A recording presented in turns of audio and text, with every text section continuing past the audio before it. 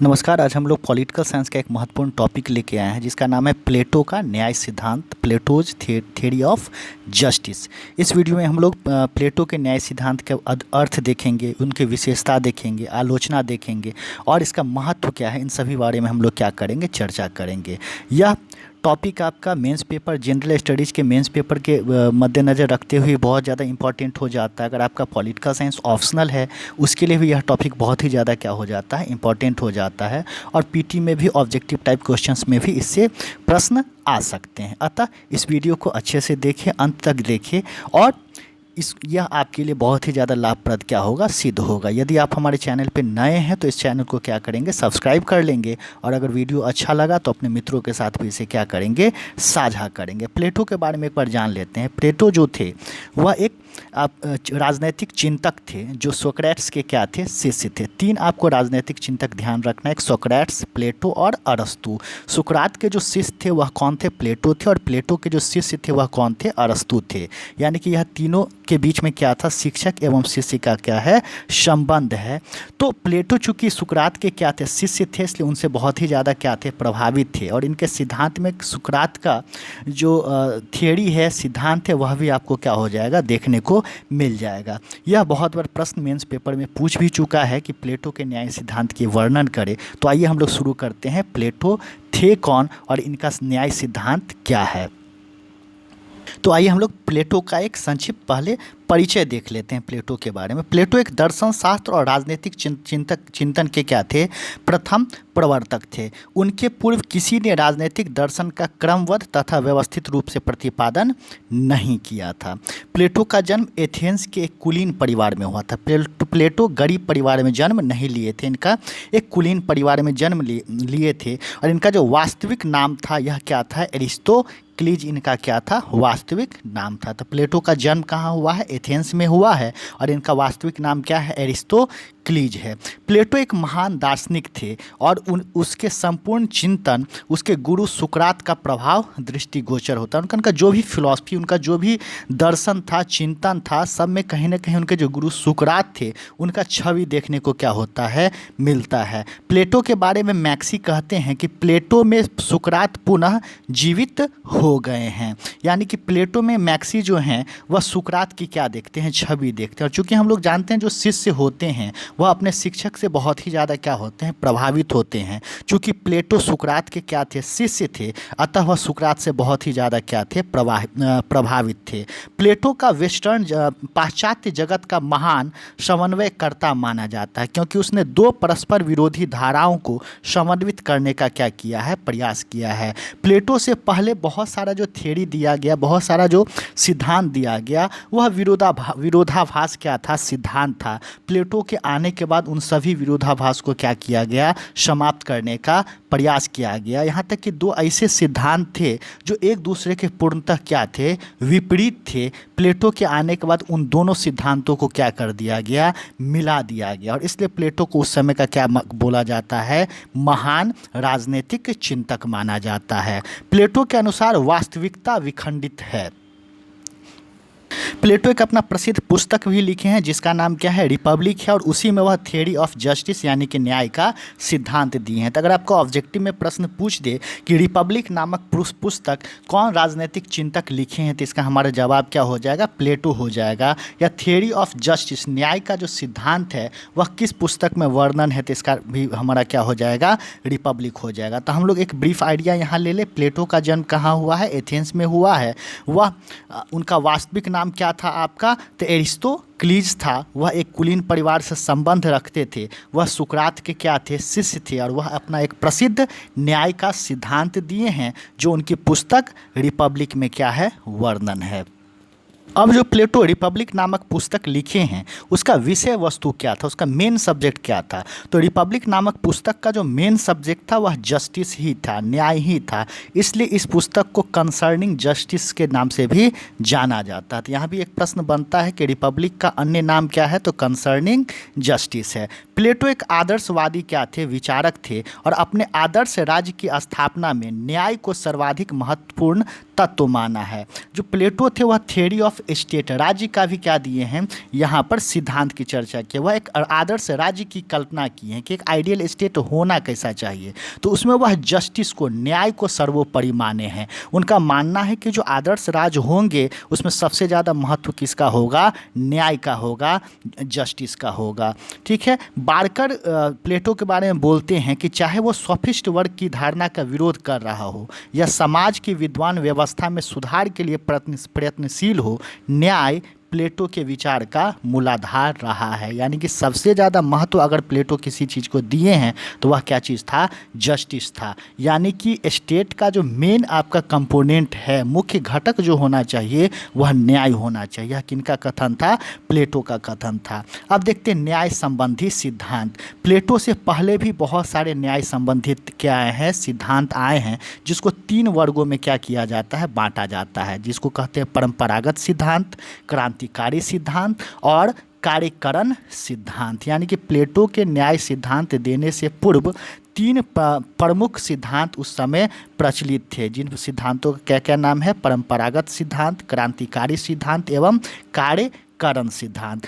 प्लेटो जब इन तीनों सिद्धांतों को क्या किए हैं, खंडित किए हैं, इसमें जो भी दोष था उसको क्या किए हैं, बाहर निकाले हैं, उजागर किए हैं। उसके बाद वह अपना क्या दिए हैं, न्याय सिद्धांत दिए हैं। अगर सामान्य शब्दों में कह दिया जाए तो इन सभी सिद्धांतों को क्या कर दिए, वह खारिज कर दिए और अपना न्याय का सिद्धांत क्या किए हैं, प्रतिपादित किए हैं। लेकिन प्लेटो के न्याय सिद्धांत को जानने से पूर्व हम लोग इन तीनों सिद्धांतों के बारे में एक संक्षिप्त आइडिया ले लेते हैं कि आखिर परंपरागत सिद्धांत क्या था, क्रांतिकारी सिद्धांत क्या था या कार्यकरण सिद्धांत क्या था। अपने न्याय संबंधी विचारों का प्रतिपादन करने से पूर्व प्लेटो ने तत्कालीन समय में प्रचलित न्याय संबंधी धारणाओं का खंडन किया। इन तीनों सिद्धांतों को वह क्या कर दिए हैं, खंडित कर दिए हैं। उसके बाद वह अपना न्याय सिद्धांत दिए हैं।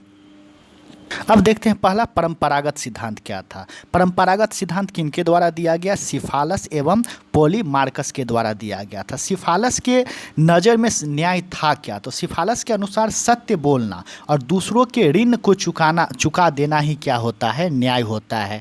यानी कि सिफालस का मानना था कि यदि कोई व्यक्ति सत्य बोलते हैं और दूसरों का ऋण चुका देते हैं तो वह किस मार्ग पर है, न्याय के मार्ग पर है। जबकि पॉलीमार्कस के अनुसार न्याय का परिभाषा क्या था, तो मित्र के साथ श्रेष्ठ व्यवहार और शत्रु के साथ घृणित व्यवहार करना ही क्या है, न्याय है। तो हम कह सकते हैं परंपरागत सिद्धांत के अनुसार न्याय का क्या परिभाषा था, तो यदि कोई व्यक्ति सत्य बोलता हो और दूसरे को का ऋण चुका देता हो तो वह न्याय के मार्ग पर है, और अपने मित्र के साथ श्रेष्ठ व्यवहार करता हो और शत्रु के साथ घृणित व्यवहार करता हो तो वह क्या है, न्याय के मार्ग पर है। परंतु इस परंपरागत सिद्धांत को भी प्लेटो ने क्या किए हैं, खंडित कर दिए हैं। तो आइए देखते हैं कि प्लेटो इस सिद्धांत को कैसे खारिज किए हैं।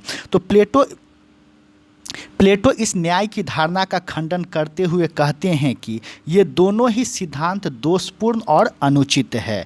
अब देखिए, सत्य बोलकर उनका कहना था, अब हम लोग देखे थे कि सिफालस साहब बोले कि सत्य के मार्ग पर चलना, सत्य बोलना ही न्याय है। इसको कैसे खंडित करते हैं, प्लेटो बोलते हैं कि सत्य बोलकर अपने देश की गुप्त जानकारी देना क्या है, अन्याय है। आपको जैसे वो बोले कि भाई सत्य बोलना ही क्या है, न्याय का रास्ता है, लेकिन अगर हम सत्य बोलकर अगर हम देश की गुप्त जानकारी को क्या करते हैं, किसी को दे देते हैं, तो वह सत्य बोलना न्याय नहीं कहलाएगा, अन्याय कहलाएगा। मानते हैं कि कोई वैज्ञानिक इसरो में कार्यरत है और इसरो के कोई गुप्त बात को वह क्या करे, दूसरे देश में लीक कर दे, क्योंकि वह सत्य के रास्ते पर चल रहा हो, तो वह वहाँ पर न्याय के रास्ते पर नहीं कहलाएगा, वह क्या कहलाएगा, अन्याय के रास्ते पर कहलाएगा। तो अगर कोई व्यक्ति सत्य बोलते हुए अपने देश का हित नहीं कर रहा हो तो वह अन्याय है, न्याय नहीं है। दूसरा आपका बोले थे सिफालस कि दूसरे का ऋण चुकाना ही क्या होता है, न्याय होता है। तो इस पर आपको प्लेटो साहब बोलते क्या हैं कि मान लीजिए कोई मित्र है,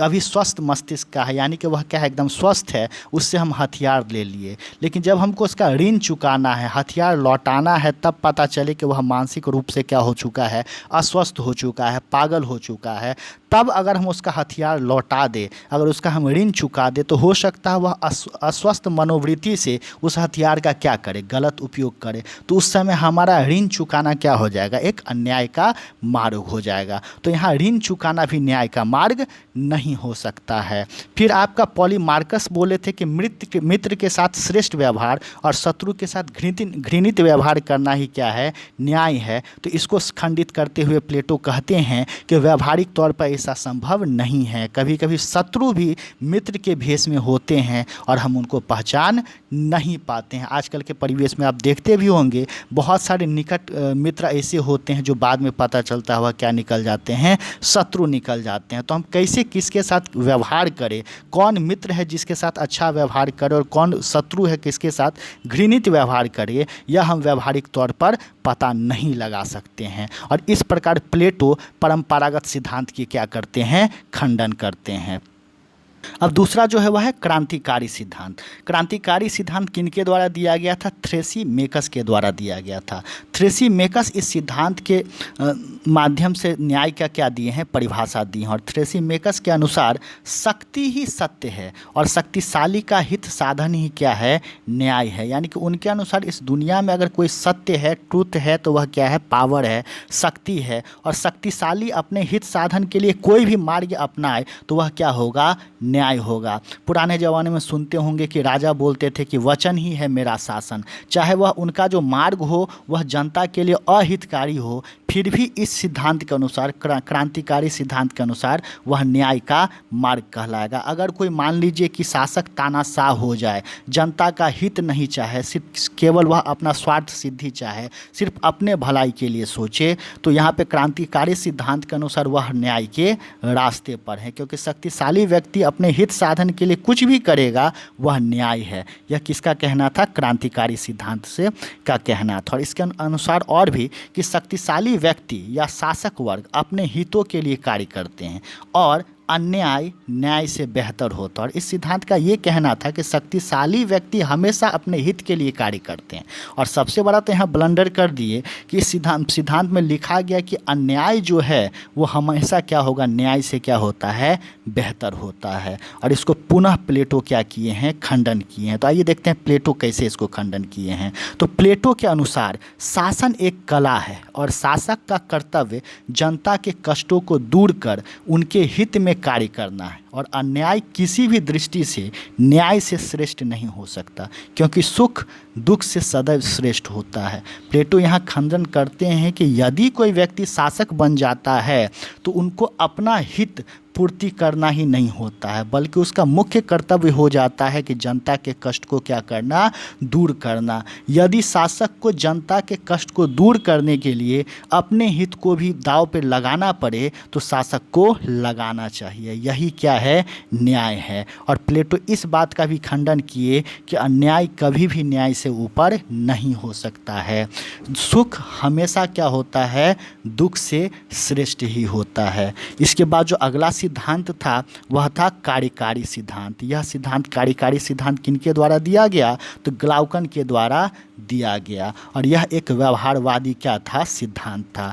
ग्लाउकन के अनुसार न्याय एक कृत्रिम ऑब्जेक्ट है, आर्टिफिशियल ऑब्जेक्ट है, और इसका आधार कोई सार्वभौमिक नियम न होकर निरंतर बदलती हुई परिभाषा है। यानी कि ग्लाउकन साहब का कहना था कि न्याय जो है वह समय और वक्त की मांग के साथ इसका परिभाषा क्या होता है, बदलता है। और ग्लाउकन साहब यह भी बोले कि न्याय भय का शिशु है, यानी कि यह क्या है, चाइल्ड ऑफ फियर है। यानी कि जो न्याय है वह भय के अधीन है। भय दिखाकर न्याय के मार्ग को क्या किया जा सकता है, बदला जा सकता है। और यह क्या था, कार्यकारी सिद्धांत। और इस सिद्धांत को ही प्लेटो क्या किए हैं, खंडित किए हैं। आइए देखते हैं क्या खंडित किए हैं वह। प्लेटो का कहना था कि प्लेटो का मानना है कि न्याय समझौते पर आधारित कोई बाहरी वस्तु नहीं है, बल्कि मानव आत्मा का आंतरिक गुण है। और न्याय भय तथा शक्ति से नहीं बल्कि स्वाभाविक रूप से किया जाता है। यानी कि इनका कहना था कि न्याय आप किसी के बाहरी दबाव में आके नहीं कर सकते हैं। आपका जो नेचुरल टेंडेंसी है, आपका जो आत्मा बोलेगा, उसी के आधार पर आपको क्या करना चाहिए, न्याय करना चाहिए। मान लीजिए कोई बाहुबली क्या करे, किसी व्यक्ति पर दबाव बनाकर क्या करे, किसी गलत व्यक्ति के प्रति न्याय दिलवा दे तो वह न्याय नहीं कहलाएगा। आपका आत्मा को कहना चाहिए कि नहीं, सही में हम क्या कर रहे हैं, किसी व्यक्ति को न्याय दे रहे हैं, और जो अपराधी है उसको क्या कर रहे हैं, दंड दे रहे हैं। तो प्लेटो का कहना था कि न्याय भय दिखाकर नहीं किया जा सकता है। और इन तीनों परंपरागत धारणाओं को खंडित करते हुए उसके बाद प्लेटो अपना सिद्धांत दिए, जिस सिद्धांत को क्या कहा जाता है, प्लेटो का न्याय सिद्धांत। तो आइए देखते हैं प्लेटो का न्याय सिद्धांत क्या है। तो सिफालस, पॉलीमार्कस, थ्रेसिमेकस तथा ग्लाउकन न्याय के जिन दृष्टिकोणों का प्रतिपादन करते हैं उन तीनों की एक समान विशेषता है कि ये न्याय को बाहरी वस्तु मानते हैं, जबकि प्लेटो उसे आंतरिक और स्वाभाविक मानते हैं। यानी कि जो भी परंपरागत सिद्धांत था वह जस्टिस को क्या मानते हैं, आउटर ऑब्जेक्ट मानते हैं, बाहरी वस्तु मानते हैं। लेकिन प्लेटो का कहना है कि न्याय अंदर से आना चाहिए, आत्मा से आना चाहिए। जब तक आपका आत्मा बोले नहीं कि न्याय करना है या वास्तविक न्याय करना है, तब तक नहीं हो सकता है। प्लेटो के अनुसार न्याय का आधार ना तो परंपरा, न ही व्यक्ति की स्वार्थपरता या भय की भावना है। यानी कि न्याय परंपरा के आधार पर भी नहीं होना चाहिए। जैसे सती प्रथा देख लीजिए, परंपरा के अनुसार चलते आ रहा था कि सती प्रथा एक मतलब क्या है, न्याय का रास्ता है। लेकिन देखिए वास्तव में क्या है, वो कहीं ना कहीं क्या था, गलत था। तो परंपरा के दबाव में आकर हम क्या कर रहे थे, उस मार्ग को अपनाए हुए थे, लेकिन वह क्या था, न्याय का मार्ग नहीं था। कोई व्यक्ति हम पर दबाव बनाकर गलत निर्णय दिलवा दे, भय के आधार पर हम न्याय दे दिए, वह भी न्याय नहीं कहलाएगा। न्याय तभी कहलाएगा जो हमारे दिल से निकले, जो हमारे आत्मा से निकले। तो वही प्लेटो कहते हैं कि न्याय का आधार न तो परंपरा, न ही व्यक्ति की स्वार्थपरता या भय की भावना है। न्याय मानव के अंतःकरण की वस्तु है। न्याय मानव आत्मा की उचित अवस्था तथा मानव स्वभाव की प्राकृतिक मांग है। अगर कोई हमको मान लीजिए पैसा के बल पर खरीदना चाह रहा है, पैसा के बल पर चाह रहा है कि हम न्याय दे दें, वह भी न्याय नहीं है। हमारा आत्मा जब तक सही मार्ग नहीं बतला दे तो वह न्याय नहीं है। और इसी आधार पर वह न्याय के पूर्व प्रतिपादित धारणाओं का खंडन कर उसे अस्वीकार कर देते हैं। तो अगर आपको यहाँ प्रश्न बनता है कि पूछ दे कि प्लेटो के अनुसार न्याय क्या है, न्याय कहाँ से होना चाहिए, तो वह अंतःकरण से होना चाहिए, ना कि बाहरी वस्तु या बाहरी लोभ के आधार पर होना चाहिए। अब देखिए प्लेटो न्याय के दो रूपों का वर्णन करते हैं। प्लेटो के हिसाब से न्याय दो प्रकार का होता है, एक व्यक्तिगत न्याय, दूसरा सामाजिक या राज्य से संबंधित न्याय। तो प्लेटो के अनुसार मानवीय आत्मा के तीन तत्व या नैसर्गिक प्रवृत्तियां विद्यमान हैं, विवेक, साहस और तृष्णा। यानी कि प्लेटो का कहना है कि ह्यूमन में तीन इनेट प्रॉपर्टी होना चाहिए, तीन नेचुरल टेंडेंसी होना चाहिए। वह कौन कौन है, उनका विजडम, उनका करेज और उनका एपेटाइट। यानी कि कोई भी व्यक्ति बहुत ही ज़्यादा विकसित तभी कहलाएगा जब वह तीनों चीज़ का उपयोग करे, विवेक का, अपने साहस का और अपने तृष्णा का। यदि ये तीनों गुण मानव मस्तिष्क में उचित अनुपात में विद्यमान रहते हैं तभी व्यक्ति न्याय का पालन कर सकता है। अगर किसी व्यक्ति के पास साहस है लेकिन उसके पास विवेक है ही नहीं तो वह न्याय नहीं कर सकता है। अगर कोई व्यक्ति बहुत ही ज़्यादा बुद्धिमान है लेकिन साहस है ही नहीं और किसी के दबाव में आकर वह गलत न्याय दे दे तब भी न्याय नहीं कर सकता है। तो कोई भी व्यक्ति तभी अच्छे से न्याय कर सकता है जब उसके पास तीनों का सामंजस्य हो। किस तीनों तत्व का, तो पहला विवेक का, दूसरा साहस का और तीसरा तृष्णा का। प्लेटो साहब कहते हैं कि तृष्णा, शौर्य और बुद्धि के उचित समन्वय से ही व्यक्ति के जीवन में न्याय की सृष्टि होती है। ठीक है, तो व्यक्तिगत न्याय तभी कोई कर सकता है जब किसी व्यक्ति के पास क्या हो, आपका विवेक हो, साहस और तृष्णा हो। तो बताएं कि प्लेटो न्याय को दो भागों में बांटते हैं, व्यक्तिगत न्याय और सामाजिक न्याय। तो व्यक्तिगत न्याय किस आधार पर किया जाएगा, तो आपका विवेक के आधार पर, तृष्णा के आधार पर और साहस के आधार पर। अब सामाजिक न्याय आते हैं। तो अब सामाजिक न्याय के बारे में प्लेटो कहते हैं कि सामाजिक या राज्य के संबंध में न्याय का, इसके बाद प्लेटो क्या बोलते हैं कि राज्य मानव मस्तिष्क का व्यापक रूप है। राज्य बलूत के वृक्ष अथवा चट्टानों से नहीं निकलते बल्कि उन लोगों के मस्तिष्क और चरित्र का परिणाम है जो इसमें निवास करते हैं। यानी कि उनका कहना है कि कोई भी समाज या राज्य की जो पहचान है उसमें निवास करने वाले व्यक्ति से होता है। किसी समाज में अगर अच्छे चरित्र के व्यक्ति रहते हों तो समाज का विकास होता है, उत्थान होता है। अगर किसी समाज में अच्छे चरित्र के व्यक्ति नहीं होते हों तो वह समाज धीरे धीरे क्या होते जाता है, पतन की ओर जाते जाता है। यानी कि समाज जो है वह मानव मस्तिष्क का व्यापक रूप है। जिस प्रकार का व्यक्ति जिस समाज में रहता है वह समाज उसी प्रकार से विकसित होता है या पतन की ओर जाता है। समाज के बारे में और प्लेटो साहब बोलते हैं कि जिस प्रकार व्यक्ति के अंदर 3 तत्व या गुण विद्यमान है उसी प्रकार इन तीनों गुणों के प्रतिनिधि के आधार पर राज्य के 3 वर्ग होते हैं, शासक, सैनिक और उत्पादक वर्ग। यानी कि जो स्टेट है इसका 3 क्लास है। कौन कौन है? शासक वर्ग है, सैनिक वर्ग है और उत्पादक वर्ग है। अब शासक वर्ग में किस चीज़ की प्रधानता होनी चाहिए? इस जो कौन सा तत्व उनमें ज़्यादा होगा तो वह शासक बनेंगे। तो अगर किसी व्यक्ति में विवेक की प्रधानता हो तो वह किस वर्ग में जा सकते हैं? शासक वर्ग में जा सकते हैं। और शासक वर्ग का काम क्या होता है? शासन का संचालन। दूसरा जो वर्ग था वह सैनिक वर्ग था। यदि किसी व्यक्ति में साहस का प्रधानता हो, साहस या शौर्य का क्या हो, प्रधानता हो, तो किस में जाएगा? सैनिक वर्ग में जाएगा। और सैनिक वर्ग का कार्य क्या होता है? तो रक्षा दायित्व। और उत्पादक वर्ग जो है यह राज्य का तीसरा वर्ग है। किसी व्यक्ति में तृष्णा ज़्यादा हो तो वह क्या होगा? उत्पादक वर्ग का निर्माण करेगा। और उत्पादक वर्ग का कार्य क्या होता है? तो आर्थिक एवं भौतिक आवश्यकता की पूर्ति। जैसे हम बताएं किसी व्यक्ति में 3 गुण होता है, विवेक, साहस और तृष्णा। तीनों का सामंजस्य हो, तीनों का कोऑर्डिनेशन हो, तभी कोई व्यक्ति क्या कर सकता है? न्याय कर सकता है। कोई जिस व्यक्ति में बुद्धि ज़्यादा हो, विवेक ज़्यादा हो, वह शासक बनेगा। जिस व्यक्ति में साहस ज़्यादा हो वह सैनिक बनेगा। जिस व्यक्ति में तृष्णा ज़्यादा हो वह क्या बनेगा? उत्पादक वर्ग का निर्माण करेगा। और व्यक्ति के वर्ग का निर्धारण उसमें उस तत्व की प्रधानता के आधार पर होता है। अब है कि प्लेटो के अनुसार राज्य में न्याय की उपलब्धि तभी हो सकती है जब उसका प्रत्येक तत्व अपने स्वाभाविक गुणों के अनुसार आचरण करे और अपने धर्म का पालन करे। इसका तात्पर्य यह है कि जब शासक निस्वार्थ भाव से जनता की हितों की रक्षा करते हुए शासन करे, सैनिक वर्ग देश की सीमाओं की रक्षा करे तथा उत्पादक वर्ग उपभोग की पर्याप्त सामग्री पैदा करे, तभी राज्य में न्याय स्थिर रह सकता है। और यही कर्तव्य पालन है।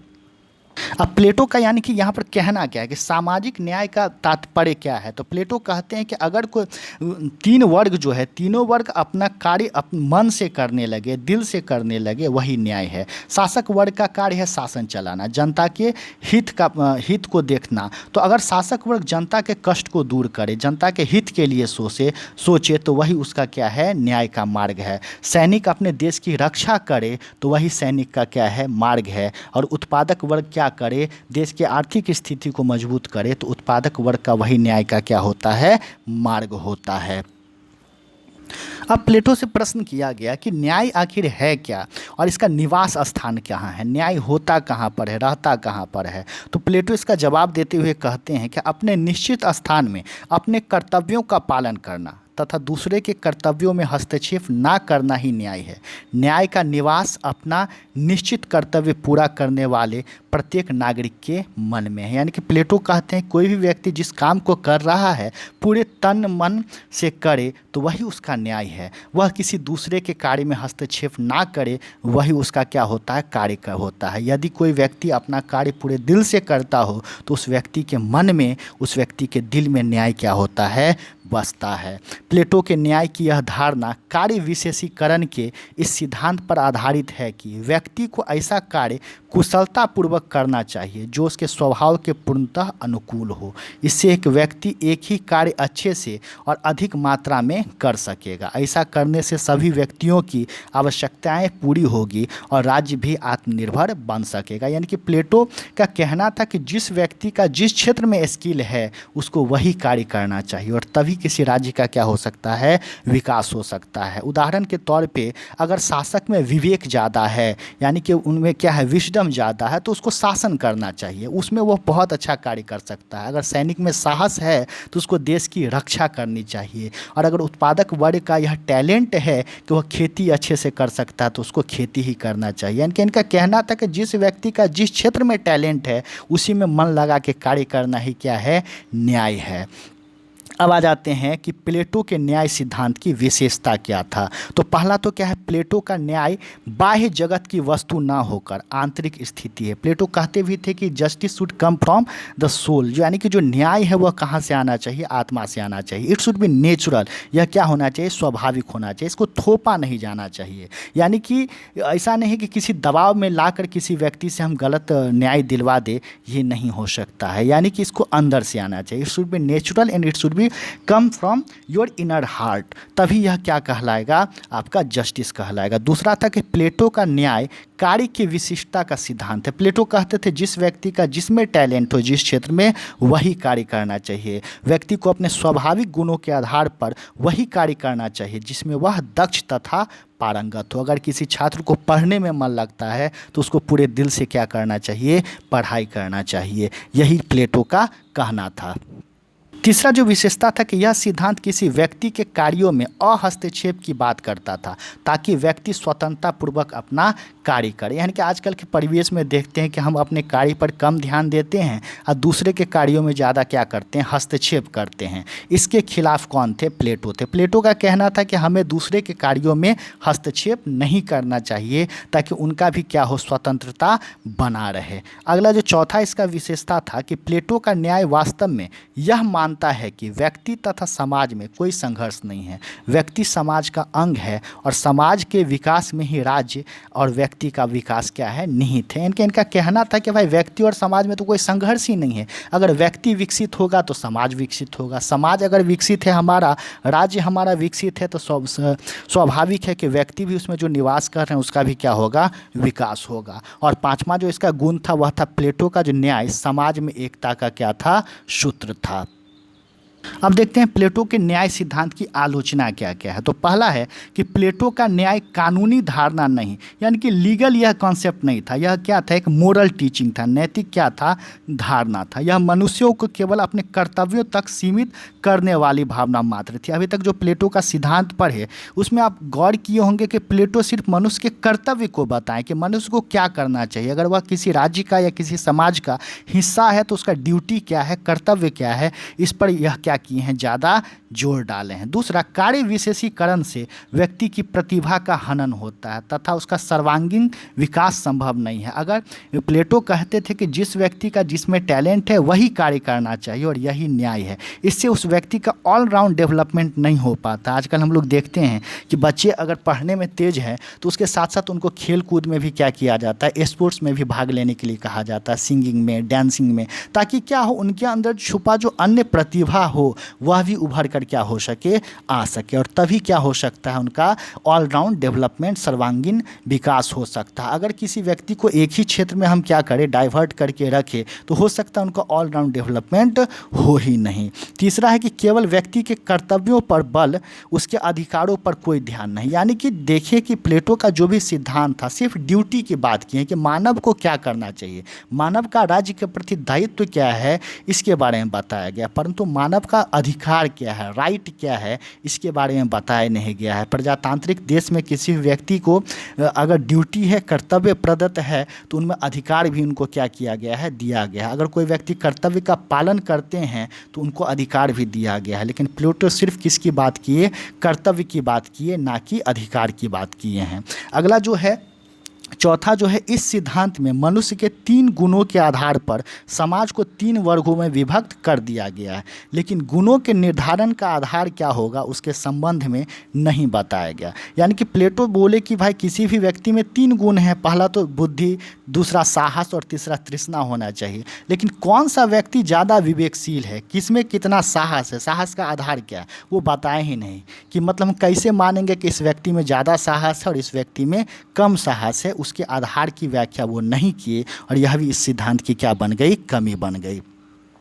प्लेटो का जो न्याय सिद्धांत है वो उस समय के परिवेश के लिए क्या था, अच्छा था, परंतु वर्तमान में बड़े तथा अधिक जनसंख्या वाले राज्यों पर इस सिद्धांत को लागू नहीं किया जा सकता है। छठा जो इसका कमी था, इससे समाज में एकता नहीं बल्कि वर्गीय आधार पर बिखराव होने की संभावना है तथा वर्गीय आधार पर विशेषाधिकार को उचित नहीं ठहराया जा सकता है। प्लेटो का सिद्धांत समाज को 3 वर्गों में क्या कर देता है, बांट देता है। कहीं ना कहीं यह सामाजिक एकता को क्या कर रहा है, खंडित करता है। सातवां जो इसका कमी था कि इस सिद्धांत का सबसे बड़ा दोष यह है कि यह राज्य में केवल एक वर्ग को शासन सत्ता देकर अन्य वर्ग को शासन से वंचित कर देता है। जैसे यहाँ पे प्लेटो कहे कि जिसके पास विवेक है वही शासक बन सकता है, जिसके पास साहस है वही सैनिक बन सकता है।